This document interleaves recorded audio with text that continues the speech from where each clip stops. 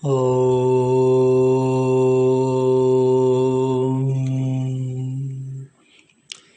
22nd Sutra of the Kaivalya Pada of Maharshi Patanjali's Yoga Darshana Yoga Sutras. The sutra is Chitera Pratik Sankramaya Stadakara Pattau Sabuddhi Samvedanam. Chitera Pratisankramaya Stadakara Pattau Sabuddhi Samvedanam.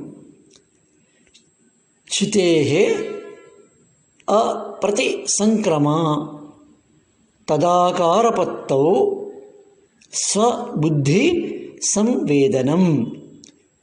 Chitehi aprati sankramayaha asya tad akara apatti swabuddhi samvedanam. Chitehe is the core of a being. Chiti is the core, the potentiality of the consciousness. Here it refers to the Purusha Tattvam. Chiti of a thing is the core of a thing, the core nature of a thing, the basic fundamental nature of a thing. Chiti it is, not chitta. Chitta is different, chiti is different.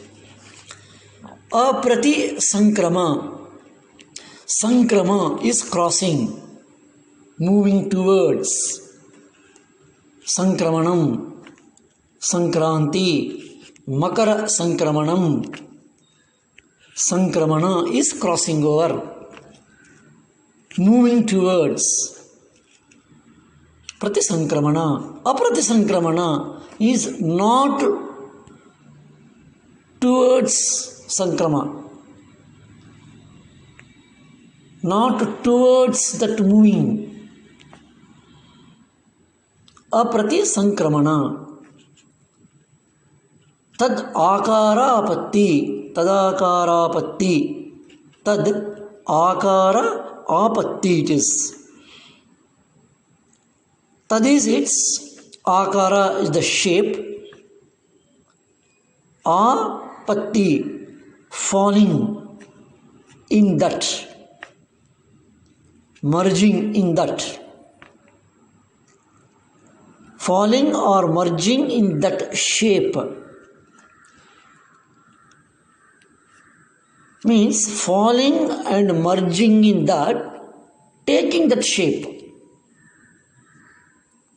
Just for understanding, the water or any liquid, in whichever vessel we put it, it takes the shape of that vessel. Long glass, long tumbler, a round tumbler, a jug, a mug, a bucket, a pot. Whatever be the shape of the vessel, the liquid or the water takes that shape. That is the tad akara pattau. Swabuddhi samvedanam. By its own knowledge. Swabuddhi samvedanam. Swa is its own, buddhi is the cognition, samvedanam. Samvedana is the knowledge. So the normal understanding of the sutra is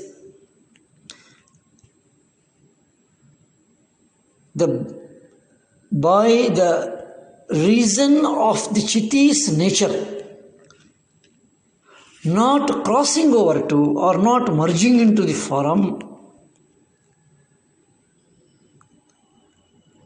and gets its own knowledge through the power of cognition in the state of the merger. That is, consciousness knows its own will to be by transforming its appearance, though it by not itself moving from place to place. Seems to be very complicated meaning, but it's actually a very simple, easy expression. It is something like this. The moon reflects in water. The moon is not in motion, but appears to be active in motion because of its reflection in the water. When the water disturbs, we feel the moon is disturbed. Actually, the moon is not disturbed. The image of the moon is disturbed. Not even the image of the moon is disturbed. On the surface on which the moon image has fallen, that surface is disturbed. And if the water surface or the surface on which the moon is reflecting, if it has a color, we feel that the moon or that which is reflecting on the surface has got that particular color. Uparaga it is. So the surface or the reflector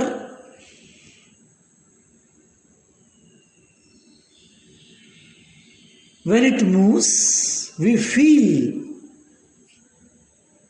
the original is moving, the original is colored, but actually it is not happening. The quality of the water we superimpose on the moon. It can be a moon or it can be a sun or it can be a star. But here it is the Sabuddhi Samvedanam, it is. Chitehe is consciousness and is derived from Chiti and not Chitta, which means the mind. Aprati Sankramayaha is not passing from one to the another. That is, not passing from one level of Chitta to another or from one vehicle to another.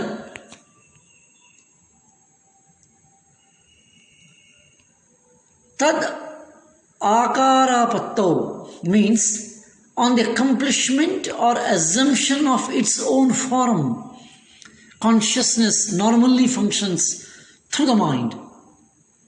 This phrase is very important. Refers to the condition in which it is freed from the limitations of the mind and is functioning in its own form. Swabuddhi means buddhi as it really is and not as it functions through the medium of the mind. Very, very important, very deep knowledge it is. We know only this function of perception as it appears in association with the Chitta. Sabuddhi is the function of perception as it is when exercised upon itself. Samvedanam means knowing of the knowing is really a function of consciousness, but when exercised through the mind becomes knowing something outside or external to the pure consciousness. That's why the phrase Sabuddhi Samvedanam means knowledge which results when the faculty of the buddhi is turned upon itself.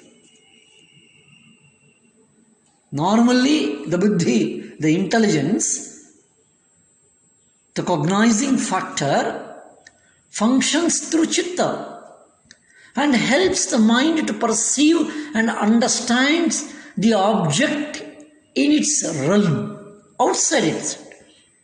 But when it is freed from the association of the chitta, it automatically turns upon itself. That is Sabuddhi. Then the knowledge of itself, Sabuddhi Samvedanam. How beautiful it is. It is because the power of illumination which is inherent in that. that illuminates the chitta when it functions through chitta. If the light is enclosed within a globe, it reveals the globe. And the globe is removed, the light reveals itself. And from the meanings and explanations of the different phrases given above, the inner significance of the sutra is now very clear. When the buddhi will not identify,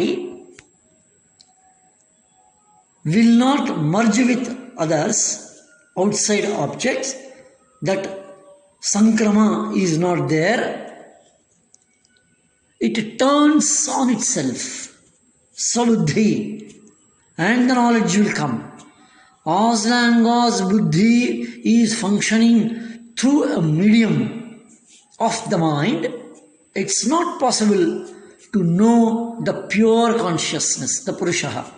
It is only when it assumes that form in which all movement from one level to the another has been eliminated, aprati sankrama, then it reveals its nature. And that is a deep meaning in this particular sutra. It's a very, very important sutra. That it is as it is. And once it is not merging, identifying, it turns inwards. Turns inwards means it illuminates itself. And that is the dimension of it. Chitehe aprati sankramaha. Tadakarapattau it is, not taking the form of it. Sabuddhi samvedanam it is. By not taking the form of the object, by not moving into the object, by not merging into the object. How beautifully the argument is given. By retaining by itself, by being alone by oneself, the buddhi illuminates the chitti. The chitti gets illumined and it is revealed. And when the mind gets merged, sankrama, gets into the other form, it becomes that form. If it's not allowed to do that, it stays itself. And by staying itself alone, it illuminates itself. And that is the importance of this particular sutra. Let us see the other sutras. Om Shanti Shanti Shanti.